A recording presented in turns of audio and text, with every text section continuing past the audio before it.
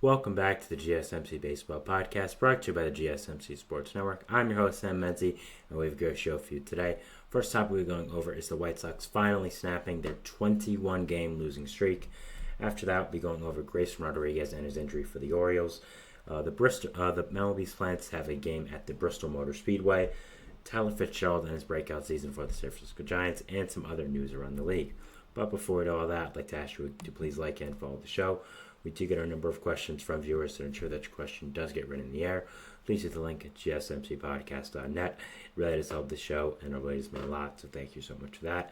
And let's get back into the show for today. All right, as I said, the first topic is going to be about what else other than the White Sox finally winning a baseball game.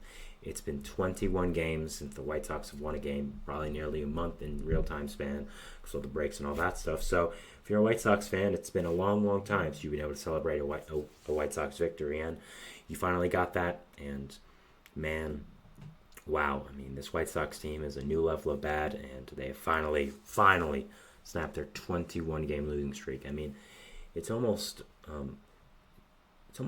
like unbelievable to think about. Losing 21 straight games. Like, that's a long, long time. That's 3 weeks of baseball play. 3 full weeks of just playing baseball games and losing. I mean, I could never understand how like humiliating that is for a player on that team. I mean, I was on some bad little league teams when I grew up, but I don't think I ever was close to losing 21 straight games. I mean, man, that is really, really bad. But thankfully, they won. Of course, it had to be against also one of the worst teams in baseball. Probably the others talked about worst AL team, the Oakland A's. So they did end up winning 5-1 yesterday. You had scoring from Andrew Benintendi and Andrew Vaughn, as well as Lenyon Sosa, to end up making the game 5-1 and winning that game. You had Jonathan Canyon on the mound, who's actually one of your solid MLB players. 6 innings pitched, 6 hits and a run. Really solid line there against a White Sox A's team that doesn't have a horrible offense. I mean, they do have Brent Rooker in the middle of it. Lawrence Butler's there as well, so it's not a horrible A's offense. So nice, solid job by him there. But yeah, just thankfully the White Sox won a game. I mean, I was really getting worried that they wouldn't win a game the entire season. I was kind of rooting for it as well as a baseball fan. I mean, it would be kind of cool to see a team lose 900 million games in a row would be pretty fun. So. I mean, the fact that the White Sox lost 21 straight games, though, again, is just inconceivable to me. And, again, I watched some bad Mets teams growing up. I did. But 21 straight games is something that just does not even register in my mind. So, I think a lot of questions we have to ask about the White Sox is, are they the worst team ever? I think that's what a lot of people are going to be asking right now. And I think that's what a lot of people are going to be wondering as well. Now, I'm going to say I don't think they are, but I'm also going to try to compare them to some other really, really bad teams as well. I mean, looking at the White Sox right now, they are, of course, dead last in the AL Central. They are 40 and a half games out of first place, so that's bad. They are they're over 20 games behind the Tigers for even the next best place in the AL Central, which, again, really, really bad. And they're 1-9 in their last 10, of course. Obviously, they lost 21 straight. So they are also negative 247 for a run differential this entire year, which is bad, really, really bad. Losing negative run differential of negative 247. It's not the greatest you want to be at. So. Definitely not going great for the White Sox, what I'm trying to get at. But, I mean, their record right now is 28-88. They have a winning percentage of .241, which is just insane to think about. I mean, the next closest team with the winning percentage is the Marlins, who at least have .368. I mean, that's still over 100 winning percentage above them. So obviously the White Sox, I would say, are in a new tier of bad, especially for this year. But when you think about the worst teams in baseball history, I think you have to go back, first of all, of course, to the first year New York Mets, 1962, who were easily the worst team in baseball history ever. I think the White Sox are getting into that conversation, but I think the Mets will always hold that record. I also look at the later 2010s Orioles teams, those teams that were blatantly tanking once Manny Machado left, but those teams are really, really awful. But also, you look at them now, I mean, it's kind of paid off considering the Orioles were a dynasty in the making, I believe. So They're fantastic. So I think when you're thinking of how bad this White Sox team really is, you have to think about those teams in comparison as well, how bad those teams were with this White Sox team. So 21 straight games, man, that's bad. Just really, really bad. And the thing that's crazy about the White Sox also is that their MLB team isn't disastrous. Like, they still have some really good players. I mean, you have Garrett Crochet, who was an ace-level pitcher at the age of 25, 26. He pitches every fifth day. You have Luis Robert, a great center fielder out there. I mean, Andrew Vaughn isn't a bad first baseman. Andrew Benintendi has not lived up to his contract, and he's been bad, but he's not horrible. Like, the thing is, the White Sox don't have such horrible players. They actually have a good amount of stars in this team for a team that is on pace to win like 40 games. So it's really incredible just watching how bad everyone else is around them. I mean, one person we want to look at is Martin Maldonado. They signed him to a 2-year contract, DFA'd him in June, and he played like 40 games for the White Sox and had negative 1.5 WAR. That's really hard to do, considering he didn't even play all that much. So, I mean, this White Sox team is a new level of bad. And again, the kind of crazy part is, again, they have stars. They have Luis Robert. They have Garrett Crochet. Like, it's kind of crazy just how bad everyone else is around. So they're going to be really interesting to watch for the rest of the year. I, for one, am very, very excited to see how many wins they actually do get, because I don't think it's going to be that many.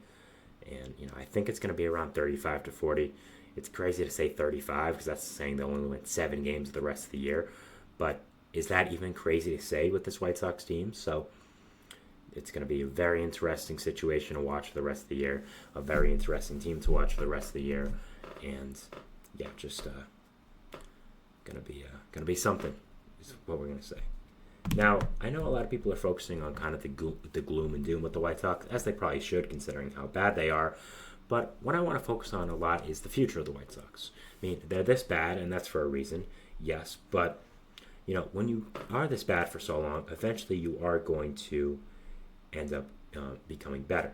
Now, the kind of crazy part is they can't even get the first overall pick in this year's draft because of some rules with MLB. Like, I don't really know how it works, but the Nationals couldn't get it last year as well after picking Dylan Cruz second overall. And they, of course, fell down to the number 10 overall pick. And I think that's what's going to happen with the White Sox here. I don't know why they can't get the first overall pick. I'm not sure exactly of the reason, but also them being this bad again, it doesn't really have that many draft implications as well. So that's also a crazy part of this. I mean, they're doing this all kind of for nothing. They're just being bad for the love of the game, it seems like. So, I mean, you look at this White Sox team again, they do have some good complementary pieces. I mean, you have Garrett Crochet, who is one of the most asked about players at the entire trade deadline, and he, of course, didn't go, so you still have him on your team. He's going to be making starts for every fifth day for a little while now. Luis Robert is a fantastic center fielder. So you still have these 2 star players. You have some pieces in the bullpen that aren't exactly awful. So it's just interesting to see how bad the players around them are. But looking at the future of this White Sox team, I mean, first of all, you look at their rotation. I mean, let's say you keep Garrett Crochet. Probably not going to happen, but you have him. You have Drew Thorpe, who's going to be a franchise mainstay for the future, I believe. A really good pitching prospect. Jonathan Cannon shown some nice stuff. Kai Bush, that's some starting pitchers right there. And even if you do trade Garrett Crochet, which you probably will, you're going to get a franchise-changing prospect haul back for him. So you're also getting great guys back for him as well. So it's not exactly like you're just trading him and he's off the team for nothing. Hitting prospects, you have Colson Montgomery coming up soon. Edward Cuero coming up soon. Noah Schultz, another great starting pitching prospect, born and raised Chicago as well.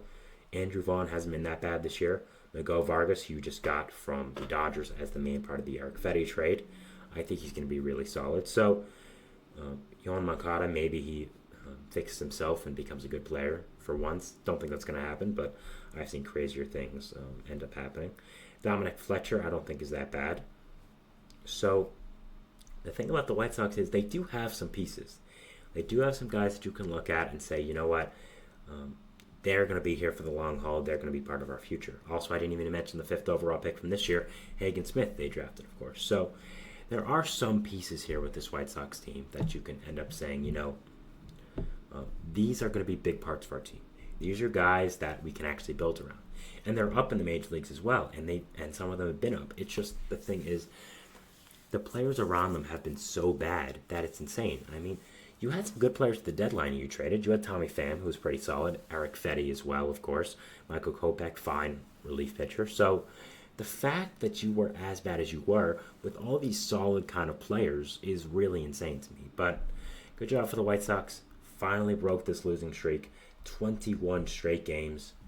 Honestly incredible. I mean, there's people going around on social media talking about how bad they felt for Miguel Vargas, and I agree, because Miguel Vargas just went from the Dodgers to the White Sox, the best team in baseball to the literal worst team in baseball. So, man, that's just what it's like being a baseball player, huh? But, man, I feel bad for him. He's getting a real shock. But 21 straight losses, really incredible. Moving into our second segment here, which is going to be talking about Grayson Rodriguez and his injury for the Baltimore Orioles, going over how it is going to affect the Orioles and the rotation and all that kind of stuff. So, yeah, going over that, and we'll be seeing you after the break. So, thanks, and bye. I feel like I'm losing my mind. Is everybody in the world blind? Please, Lord, give me a sign.